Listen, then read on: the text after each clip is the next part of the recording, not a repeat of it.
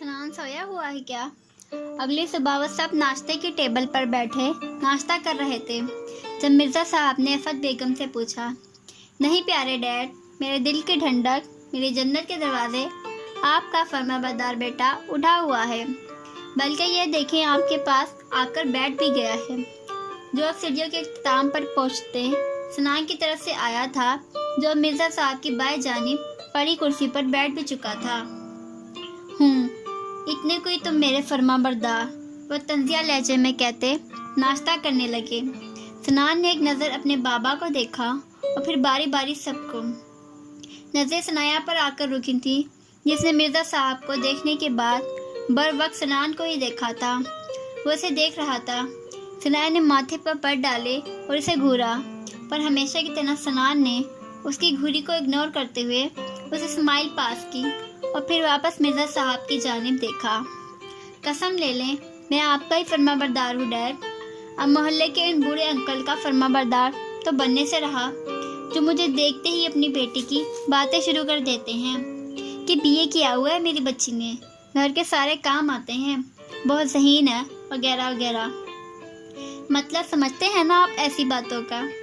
आपका फरमाबरदार ना होता तो उन जैसी वो ऑफ़र कर देते हैं, मैं उनकी बेटी से ब्याह रचा चुका होता, बल्कि सास वाली रशीदा खाला की बेटी से भी, और 2 गली छोड़कर जो नरमीन आपा है उनकी बहन से भी। सब खुद ही रिश्ता देते हैं मुझे।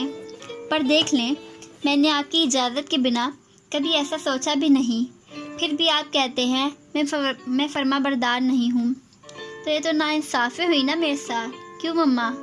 वो ताबेदारी की हदूद को छूते उनके इल्म में इजाफा करता हुआ एंड में आफत बेगम से बोला, जिन्होंने उसे आंखें दिखाई थीं। मिर्ज़ा साहब ने उसे तासुब से देखा। ज़्यादा हवाओं में ना उड़ो बेटा जी, शायद मोहल्ले वाले ये भूल गए हैं कि हर चमकती चीज़ सोना नहीं होती। पर मैं नहीं भूला। अगर अभी जाके तुम्हारी हरकतें बता दी ना मोहल्ले वालों को, जो रिश्ता देने की बात करते हैं, अपनी बेटी की टूटी हुई चप्पल भी ना दें तुम जैसे निकम्मे नखट्टू को। वो तड़क कर बोलते बाकी सबको हंसने पर मजबूर कर गए। सनान तो सुबह सुबह अपनी इज़्ज़ाई पर आंखें घुमाकर रह गया। यार डैड, आप सच में मेरे डैड हैं ना? मुझे यकीन नहीं होता। वो तासुब से सर हिलाकर कहता, जूस का गिलास लबों से लगा गया। यकीन तो मुझे भी नहीं होता कि तुम जैसा गधा मेरा बेटा है। उन्होंने हिसाब बराबर किया। सनान के मुंह से फव्वारे की तरह जूस बाहर निकला था। अल्लाह माफ़ करे डैड, किस एंगल से गधा लगता हूँ। अच्छी खासी खूबसूरत शिकल है अल्लाह के करम से। मैं हैरानी से आंखें फाड़ कर बोला, इस शिकल का अचार नहीं डालना मैंने और ना ही लोगों ने। आई समझ, खुद को अब इस काबिल बनाओ कि जिम्मेदारियों को निभा सको। आखिर कब तक इस फजूल सोशल मीडिया पर वक्त ज़ाया करते रहोगे? हाँ, सोशल मीडिया के अलावा ज़िंदगी का कोई और मकसद भी है या नहीं तुम्हारा? मिर्ज़ा साहब बोलने पर आए तो बोलते ही गए। वो जैसे आज सारे हिसाब बराबर करने पर तुले थे और बाकी सब खामोशी से सर झुकाए खुद को नाश्ते में मगन जाहिर कर रहे थे। जब उन दोनों की ऐसी सीरियस गुफ्तगू शुरू होती तो उनमें तीसरा कोई नहीं बोलता था। है ना मकसद डैड? और यकीन जाने बहुत ही नेक मकसद है। बाकी सारी बात ने मकसद को उचक कर अज़म से बोला। उसकी बात सुनकर मिर्ज़ा साहब के तने साफ ढीले पड़े।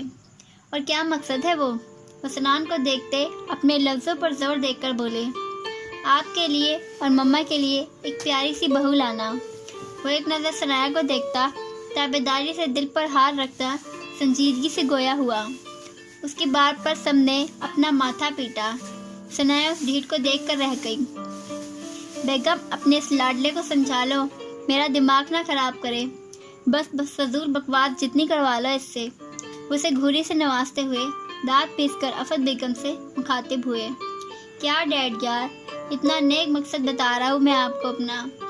वैसे आपको नहीं लगता अब मेरी शादी की उम्र हो गई है? ज़माना बड़ा ख़राब है डैड, आपके बेटे को बिगाड़ देगा। इसलिए वक्त रहते ही मेरी शादी करके मुझे सुधार लें, फिर नहीं कहिएगा मैं बिगड़ गया हूँ या हाथ से निकल गया हूँ। वो खामा खा कर मशवरा देता नाश्ते में मगन हो गया। मिर्ज़ा साहब ने तासुब से सर हिलाया। ایک پہلے سے ہی بگڑے ہوئے الو کے پٹھے کو اور کیا بگاڑے گا زمانہ، اور میرے ہاتھ میں آئی ہی کب ہو تم جو میں تمہارے ہاتھ نکل جانے کا دکھ مناؤں گا۔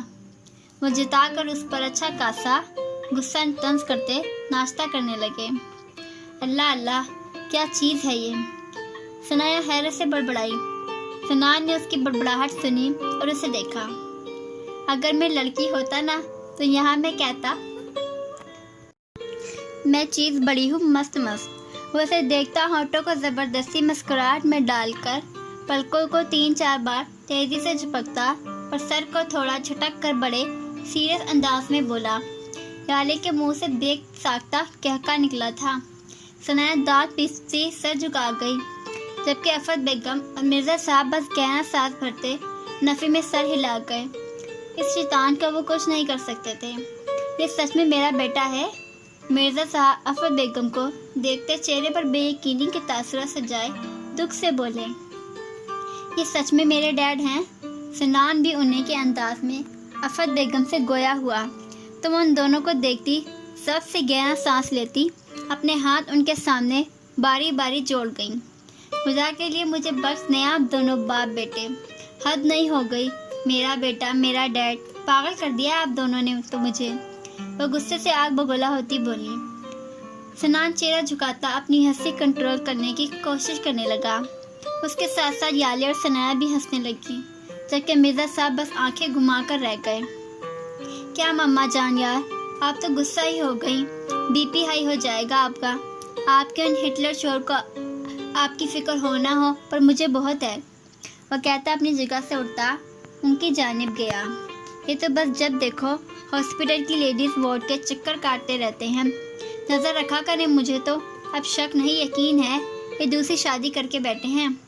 زمانہ مجھے بگاڑے نہ بگاڑے پر اس نے آپ کے میاں جی کو ضرور بگاڑ دیا ہے۔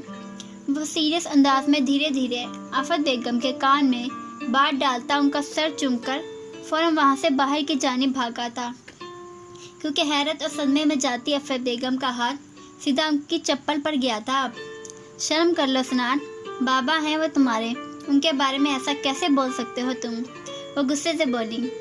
لعنت تمہارے منہ پہ، گدھے کی اولاد، الو کے پٹھے، بغیرت، نہ جانے میری کس غلطی کی سزا کی صورت میں ایسی کمینی اور بغیر اولاد ملی ہے مجھے جو اپنی ماں باپ کے رشتے میں شک ڈلوا رہا ہے۔ مرزا صاحب جو آنکھیں پھاڑے اور منہ کھولے صدمے میں جاتی اس کی بات سن رہے تھے، ایک دم ہوش میں آتے برس پڑے تھے۔ ثنایا تو جیسے ہوش میں ہی نہیں تھی، سچ میں وہ شیطان ہی تھا۔ مرزا صاحب بالکل درست کہتے تھے، جبکہ یالے اپنے منہ پر ہاتھ رکھتی ہنس ہنس کر دوری ہو گئی تھی۔ میں غلطی کی سزا نہیں بلکہ آپ کی کسی نیکی کی جزا ہوں۔ میرے دل کی ٹھنڈک، میرے گردے کی دھڑکن، میری جنت کے دروازے، میرے پیارے ڈیڈ۔ وہ دروازے کے پاس کھڑا اونچی آواز میں بولا، تم جیسا شیطان کا بچہ جنت میں نہیں جہنم میں رکھے جانے کے قابل ہے۔ وہ اسے گھورتے دانت پیس کر بولے، پر بچہ تو میں آپ کا ہوں نا ڈیڈ۔ اس نے جیسے انہیں یاد دلایا کہ وہ کیا بول رہے ہیں غصے میں۔ اس کی بات پر وہ ایک دم چونکے، پھر اپنے لفظوں کو یاد کیا تو ضبط سے آنکھیں میچ کر رہ گئے۔ دفع ہو جاؤ یہاں سے تم سنان، ورنہ ضائع ہو جاؤ گے میرے ہاتھوں سے۔ وہ مٹھیاں بھیج کر سختی سے بولے۔ اب سنان خاموش ہو گیا تھا۔ آج شاید کچھ زیادہ ہی غصہ دلا دیا تھا اپنے بابا جان کو اس نے، شاید وہ ناراض بھی ہو گئے تھے۔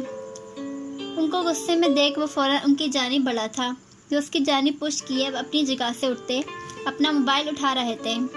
مرزا صاحب کے علاوہ ان تینوں کی نظریں سنان پر تھیں۔ وہ کیا کرنے والا تھا؟ وہ جیسے ہی پلٹے سنان ان کے قدموں کے پاس بیٹھا تھا۔ وہ ایک دم چونکے۔ سنان نے زمین پر گھٹنوں کے بل بیٹھے ہی ان کا دایاں ہاتھ تھاما اور اس کی پشت کو لبوں سے لگا لیا۔ آپ سچ میں میرے دل کی ٹھنڈک ہیں، میرے گردے کی دھڑکن ہیں، وہ دھیرے دھیرے سے بول رہا تھا۔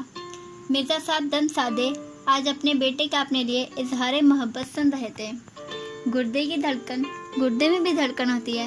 ثنایا نے ایک دم چونک کر آنکھیں چھوٹی کی اور اسے دیکھتے ہوئے سوچا۔ پر وہ سنان مرزا تھا، اس کا اپنا سٹائل تھا، وہ ہر کام اپنے سٹائل میں کرتا تھا۔ بقول سنان کا سٹائل اور سنان کی مرضی۔ سر جھٹک گئی اور اسے دیکھا، لیکن اس وقت وہ اپنے بابا سے اتنی محبت سے بات کرتا اسے بہت اچھا لگا تھا۔ وہ مرزا صاحب کے قدموں میں بیٹھے سنان کو دیکھ رہی تھی، جو اب بھی کچھ کہہ رہا تھا۔ सनान का गुरूर, सनान का मान है। जब मैं बाहर निकलता हूँ ना और लोग मुझे देखकर कहते हैं कि देखो मिर्ज़ा साहब का बेटा जा रहा है, तब मेरे पास लफ्ज़ नहीं होते जिनमें मैं अपने अल्लाह का शुक्र अदा कर सकूँ कि उसने मुझे आपका बेटा बनाया। I love you dad, I love you so much, you are the best dad in the world. बहुत बुरा बेटा हूँ ना मैं, बहुत परेशान करता हूँ आपको, इसलिए आप मुझे सज़ा दें। मुझे आपकी हर सज़ा कबूल है। आप चाहते हैं ना मैं आपका काम संभालूं, तो अब ठीक है, आई प्रोमिस। कल से चलो आपका ऑफिस में साथ दूंगा और दिल लगाकर मेहनत भी करूंगा। आपको कभी मायूस नहीं करूंगा, पर आप सनान से नाराज़ मत होना। सनान आपकी नाराज़गी बर्दाश्त नहीं कर सकता। सनान के लिए आप, मामा, याले और वो रुका सनाया का नाम कैसे लेता, और आपकी होने वाली बहू सनान की ज़िंदगी है। वह मोहब्बत से धीरे धीरे कहता अपना सर झुका गया। मिर्ज़ा साहब का एक हाथ उसने अभी तक थामा हुआ था। मिर्ज़ा साहब गरक खड़े थे, उनकी आंखें नम हो चुकी थीं। सिर्फ उनकी नहीं बल्कि अफ़त बेगम, याले और सनाया भी नम आंखों से मुस्कुरा रही थीं। मेरा पागल बेटा, मिर्ज़ा साहब ने मोहब्बत से कहते उसे कंधों से थाम कर खड़ा किया। उसने सरशार कर दिया था मिर्ज़ा साहब को। आज वो कहीं से भी पहले वाला सनान नहीं लग रहा था। सॉरी डैड, वो भी सर झुकाए बोला। मिर्ज़ा साहब मुस्कुराते उसे अपने सीने से लगा गए थे। सॉरी के बच्चे, इतनी समझदारी वाली बात की उम्मीद नहीं थी मुझे तुमसे। वो उसे कंधे पर थपकी देते मुस्कुरा कर बोले और अपनी नम आंखों को साफ किया। उन्हें सच में फ़ख्र सा महसूस हो रहा था अपने बेटे पर। बेटा किसका हुआ आखिर, वो कहते हुए अपनी नज़रों के सामने बैठे हुए उन तीनों नफूस को देखने लगा। अब उन दोनों को देख रहे थे पर नम आंखों से। उसने अपनी मामा को देखा और दाएं हाथ की उंगलियों को अपने होठों के पास ले जाकर उन्हें फ्लाइंग पास की थी, जिस पर वह हंसी थी। मेरे ही बेटे हो तुम गधे, मिर्ज़ा हंसकर बोले और सनान की पेशानी का मोहब्बत से चूमा। आप कहें तो अभी चलूँ आपके साथ ऑफिस? सनान ने उनसे अलग होते हुए सवाल किया। हाथ हौला रखो मेरे पुत्र, इतनी ताबेदारी ना दिखाओ कि मैं हजम ही ना कर पाऊँ। वो उसे हाथ दिखाते हुए बोले तो सनान सर झुकाकर हंसा। कल ही चलना, आज बहनों के साथ एंजॉय करो, उनको कहीं बाहर ले जाओ। सनान के चेहरे के तासरात को बगौर जांचते संजीदगी से बोले, जहाँ सनान ने बहनों सुनकर आंखें फाड़ कर उन्हें देखा। घर बसाने से पहले ही उजाड़ने मेरा, वो सदमे से बड़बड़ा कर रह गया। जबकि मिर्ज़ा साहब मुस्कुराहट जब्त करते उसका कंधा थपक कर बाहर की जानिब बढ़ गए। मम्मा, मैं आसिफ की तरफ जा रहा हूँ, शाम तक आ जाऊँगा। वो गहरी निगाह सर झुकाए बैठी सनाया पर डालता बाहर की जानिब